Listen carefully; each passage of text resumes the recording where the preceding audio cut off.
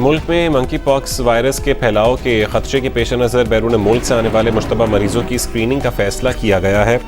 वजारत सेहत ने एयरपोर्ट्स पर मुतालिका महकमों को गाइडलाइंस जारी करते हुए उन पर अमल दरामद की हिदायत की है।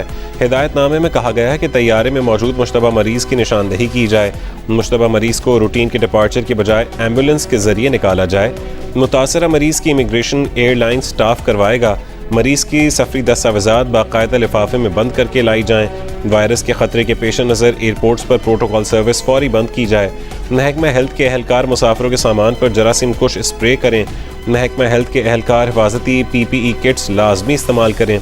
उम्रा करके आने वाले हर एक मुसाफिर को चेक किया जाए।